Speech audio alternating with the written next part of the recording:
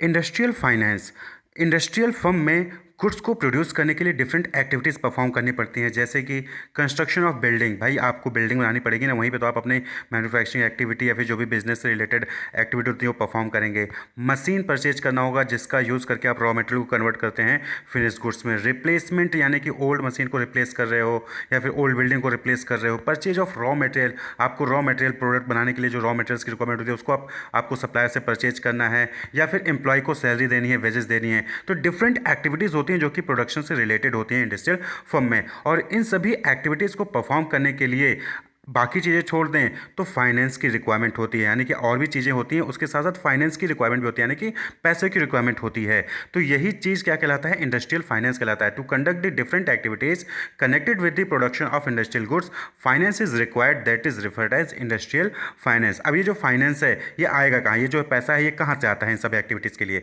तो सबसे पहला सोर्स क्या होता है? जो भी आपने अपना प्रॉफिट अर्न किया है, प्रॉफिट गेन किया है अभी तक, उसको यूज़ करिए, या फिर आप जो है किसी एक्सटर्नल सोर्स में जा सकते हैं। तो हम बात करेंगे different sources of industrial finance की। तो जो सोर्सेज ऑफ फिनांस है वो टाइम ड्यूरेशन के बेसिस पे डिवाइडेड है, यानी कि आपको कितने समय तक के लिए फिनांस चाहिए उसके बेसिस पे हम क्लासीफाई कर सकते हैं। Can be classified into the following categories. Short term source of finance, यानी कि ऐसे सोर्स जहां से आप छोटे समय के लिए, कम समय के लिए फिनांस ले सकते हैं।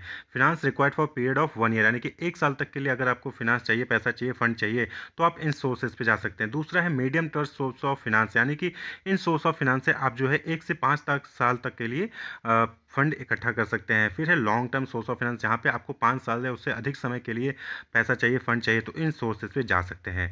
मोर देन 5 ईयर, तो आप जो सोर्सेज ऑफ फाइनेंस है वो शॉर्ट टर्म फिर सोर्स ऑफ फाइनेंस है, mid term source of finance है, और long term source of finance है। Short term source of finance में क्या होता है? जैसे कि वर्किंग कैपिटल फाइनेंस चाहिए होता है आपको। डेली एक्सपेंसेस होते हैं, like payment of wages, salaries, worker और employees, purchase of raw material, tax liabilities, इन सब के लिए आपको क्या होता है? शॉर्ट टर्म फाइनेंस पे फोकस करना होता है। वहीं मिड टर्म फाइनेंस पे जैसे कि प्लांट हो गया, मशीनरी हो गया, डिवेंचर आप दे रहे हैं, बोरोइंग कर रहे हैं कॉमर्शियल बैंक से, एक्सेप्ट पब्लिक डिपॉजिट भी आप एक्सेप्ट कर सकते हो, तो इन सब चीज़ों के लिए आपको मिड टर्म सोर्स में जाना होता है। वहीं पे long term source of finance में क्या है कि आप जैसे कि कैपिटल, फिक्स्ड एसेट्स परचेज करें, फर्नीचर, प्लांट, मशीनरी, बिल्डिंग, इन सब के लिए आपको क्या करना पड़ता है? Long term source of finance की तरफ देखना पड़ता है। तो हम एक एक करके देख लेते हैं कि कौन कौन से शॉर्ट टर्म सोर्सेज हैं, कौन से मिड टर्म सोर्स हैं, कौन से लॉन्ग टर्म सोर्स हैं।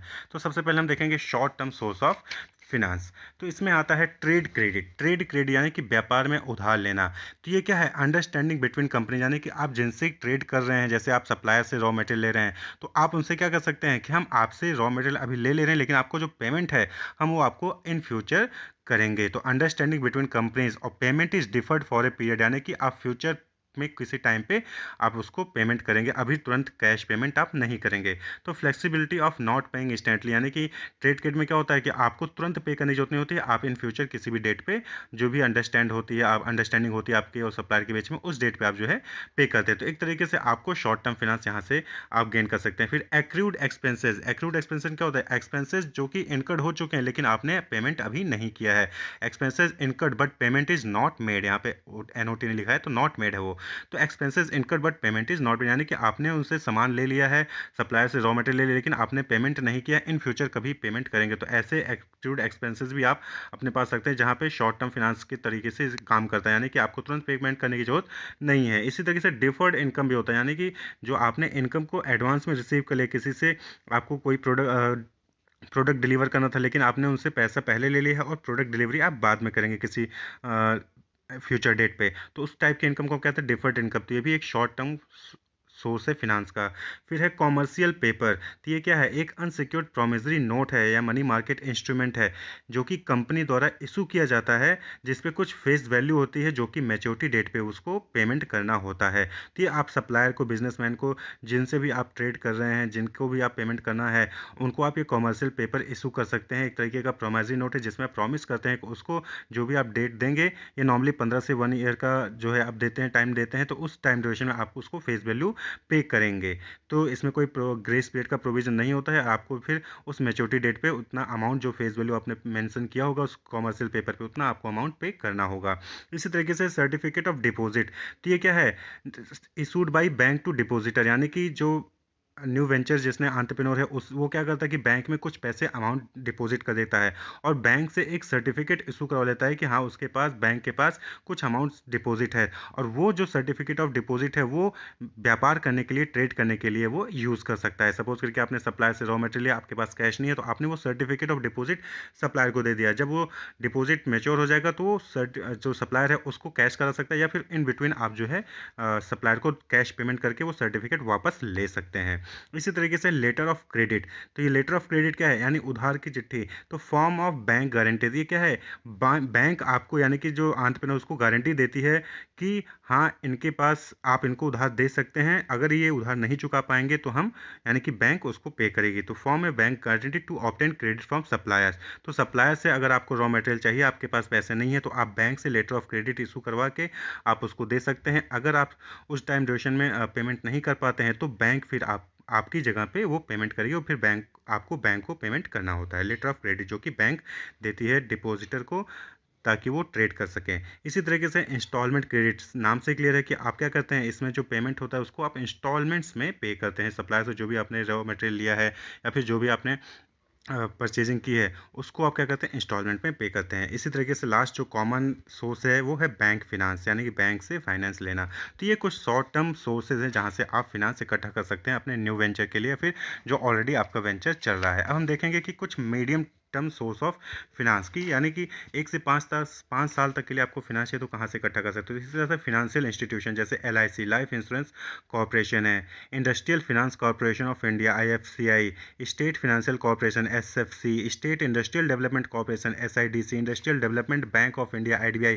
ये कुछ फिनेंशियल इंस्टीट्यूशंस हैं जो कि किसी भी न्यू इंटरप्राइज को या फिर जो ऑलरेडी इंटरप्राइज बिजनेस चल रहे हैं उनको फाइनेंस प्रोवाइड करती है 1 से 5 साल तक के लिए। इसी तरीके से कॉमर्शियल बैंक्स हैं, PNB, SBI, CBI, central bank of India, अलग अलग बैंक्स हैं। तो इन बैंक से भी आप जो है medium term, short term finance या लॉन्ग टर्म फिनांस जो है ले सकते हैं। पब्लिक डिपॉजिट, आप क्या करते हैं कि पब्लिक से पैसा इकट्ठा कर लेते हैं। मनी रिसीव्ड और collected from public either as deposit और लोन, वो उसको क्या कहते हैं, पब्लिक डिपॉजिट कहते हैं। इसके थ्रू भी आप जो है फाइनेंस जो है इकट्ठा कर सकते हैं अपनी बिजनेस के लिए।